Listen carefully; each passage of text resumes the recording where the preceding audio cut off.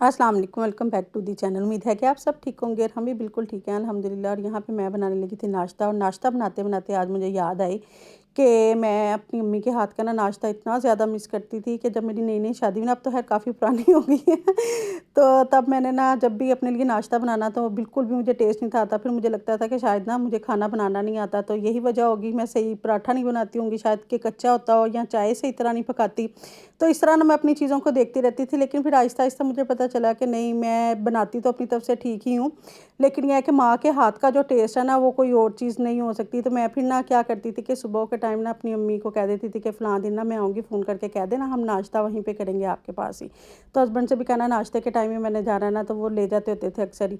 तो हम लोग वहाँ पे जाके नाश्ता करते थे। तो फिर इस तरह ही ना मेरे ये यानी कि हफ़्ते में 2 बार तो मैं ज़रूर जाती थी, और चाहे कि मैं उनके घर जाके ना अम्मी के हाथ का चाहे पराठा चाहे क्यों ना खा लूँ, या अंडा ही फ्राई किया हुआ। अब अंडा फ्राई किए हुए में तो कोई टेस्ट नहीं ना होता, बिल्कुल सिंपल सा होता है, लेकिन मुझे उसमें भी वो जो वो फ्राई करके देती थी ना, उसका टेस्ट मुझे ज़्यादा मज़े का लगता था। जब मैं खुद फ्राई करके घर आके खाती थी ना, तो बिल्कुल वो टेस्टलेस लगता था, पता नहीं क्यों, ऐसा क्यों था। तो फिर आहिस्ता-आहिस्ता जब आप खुद माँ बनते हैं, तो मेरी शादी को तकरीबन 5-6 साल हो गए ना, फिर मुझे समझ में आई कि भी असल में बात ये है कि माँ के हाथ का जो टेस्ट है ना, वो और चीज़ में है ही नहीं। तो फिर मुझे ये जब खुद माँ बनते हैं ना, फिर आपको समझ आ जाती है। तो मुझे फिर उनके हाथ का टेस्ट जो है ना, बहुत ही पसंद था। तो इस तरह करते-करते तकरीबन मेरी शादी को 5-6 साल हुए, फिर उनकी डेथ हो गई, और उसके बाद फिर जो-सा फिर ज़ाहिर-सी बात है, फिर नाश्ता करने तो नहीं ना जा सकते। तो फिर मैं खुद ही बनाती थी, फिर आहिस्ता-आहिस्ता फिर आदत पड़ गई। तो यहाँ पे जनाब बच्चों का फिर मैंने नाश्ता बनाया। मैंने कहा देखो ज़रा आज नाश्ता बनाते हैं, आज मुझे याद क्या है सुबह-सुबह ही। तो मैंने नाश्ता बना लिया बच्चों का, कुछ ने पराठा खाया था, हमज़ा की तबीयत नहीं थी ठीक, हमज़ा को मैंने जो-सा बन और साथ में दिए थी चाय, कुछ लोग इसको बन मस्का भी बोलते हैं।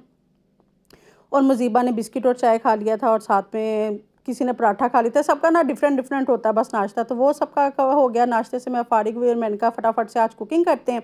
जल्दी से मैंने यखनी रख दी, जिसमें मैंने गोश्त डाला, प्याज डाला और लहसुन डाला। आज अम्मी की याद आई ना, तो अम्मी के स्टाइल में मैंने खाना भी बनाया है। तो उसमें मैंने साबुत गरम मसाला डाल दिया और पानी डाला और प्रेशर लगा दिया। मैं कहा चलो प्रेशर चलता है, जितनी देर में गोश्त जो सा गल गया था। तो दूसरी तरफ मैंने ना पतीली के अंदर डाल दिया घी, प्याज फ्राई किए, उसके बाद लहसुन अदरक फ्राई किया, उसके बाद मैंने डाल दिया है मटन। मटन गोश्त डाल के उसको फ्राई किया। उसके बाद बेसिक मसाले डाले, जिसमें नमक, लाल मिर्च पाउडर, धनिया पाउडर और साथ में ज़ीरा था। और इसमें हरी मिर्चें डाल दी, टमाटर डाल दिया। अब यखनी डालेंगे और अच्छे से इसको मिक्स करेंगे। जब बॉयल होगा पानी, और इसके अंदर हम डाल देंगे चावल। और यखनी जो सी है ना, मैंने बिल्कुल अपनी अम्मी के स्टाइल में ही निकाली थी। वो भी लहसुन का पीस ऐसे ही डालती थी, प्याज भी। अच्छा, अब लहसुन और जो सा प्याज है ना, ये मैंने धो के डाला, गंदा नहीं डाला। तो इस तरह करती थी, और साथ में कुछ धनिया डाल देती थी, कभी ज़ीरा वो उसमें डाल देती थी। सौंफ भी, सौंफ मेरे पास नहीं थी, अगर आपके पास हो तो आप डाल देना। वो तो हर मलमल की एक पोटली में डालती थी ना, तो मैंने ऐसे ही बनाया। तो दूसरी तरफ मैं बना रही हूँ मटन का सालन हस्बैंड के लिए। तो उसमें मैंने मटन गोश्त डाल दिया। उसके बाद मैंने उसमें बेसिक मसाले डाले हैं, जिसमें नमक, लाल मिर्च पाउडर, कुछ धनिया पाउडर डाल दिया, प्याज डाल दिया, टमाटर डाल दिया, लहसुन अदरक डाल दिया, सब कुछ डाल डूल के जनाब उसमें थोड़ा सा पानी डाला, लगाया प्रेशर फटाफट से। मैं कहा ये भी बन जाएगा। और यहाँ पे देखें चावल मैंने दम लगाए थे, कितने करे करे चावल बने, बिल्कुल खिले खिले से। तो ये मैंने फिर बच्चों को दे दिया था। मैं कहा चलो तुम लोग तो खाना खाओ, क्योंकि हस्बैंड जो है ना, वो बगैर सालन के चावल नहीं खाते कोई भी खाना। तो फिर मैंने कहा चलो उनका भी फटाफट से सालन बना लेते हैं, क्योंकि उनके आने का टाइम था। तो मैं कहा पहले बच्चे खा लें और उधर सालन पक जाए, फिर बारी आ जाएगी मेरी। तो यहाँ पे जनाब देखें प्रेशर मैंने जो सा 15 मिनट का लगाया था। गोश्त जो सा अच्छे तरीके से गल चुका है। अच्छा, मैंने टमाटर के ना 2-2 पीस करके सालन में डाले थे, तो छिलका मैंने इसका रिमूव कर दिया। थोड़ी सी इसमें दही डालेंगे, जब पानी बिल्कुल खुश्क हो जाएगा ना, फिर हम इसमें दही डाल के ना अच्छे से इसको भून लेंगे।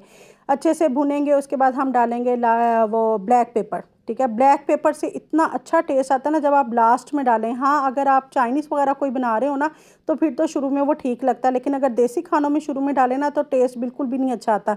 तो मैं हमेशा लास्ट में ही डालती हूँ। और अब मैंने डाला है इसमें घी, और अच्छे से इसको भून लिया।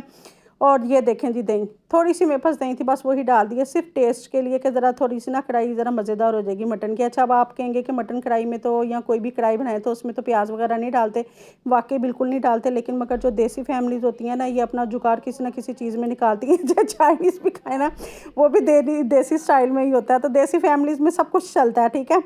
तो बनता है एक ही स्टाइल में, बस उसको नाम डिफरेंट डिफरेंट दे देते हैं। तो हम कौन सा रेस्टोरेंट के लिए बना रहे हैं, हम अपने घर में बना रहे हैं, अपने घर वालों के लिए।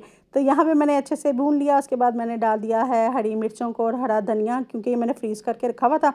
तो मैंने कहा चलो जी, ये डाल के फटाफट से ये देखें ठीक हो गया ना, ज़बरदस्त उनका सालन भी बन गया हस्बैंड का। मैंने कहा चलो अब मैं भी खाना खा लेती हूँ। और मैं मटन तो बिल्कुल भी ना, गोश्त नहीं खाती बिल्कुल भी। चिकन की बस 1-2 बोटी एक खा लेती हूँ। तो यहाँ पे देखें, सबसे पहली दफ़ा मैंने जो सा ना टमाटर को इस तरह मैश करके पुलाव के साथ खाया। इसमें पीसेस जो से थे ना टमाटर के, वो बड़े मज़े के लग रहे थे। तो मैंने कहा वाक़ई बहुत मज़ा आया। पता नहीं भूख लगी हुई थी या वैसे ही वाक़ई मज़े के होते हैं। तो मैंने अपनी बेटी से पूछा तो कहती नहीं मम्मा बहुत मज़े का। तो ये देखें जी, बिल्ली आ गई हमारे घर। और मैंने आपको पीछे भी एक वीडियो में दिखाया था, इसने बच्चा दिया, बच्चा काफ़ी बड़ा हो गया। तो ऊपर ना सर्दी काफ़ी हुई थी, तो बेटी मेरी इसको नीचे ले आई कि जे ऊपर सर्दी बहुत ज़्यादा है। तो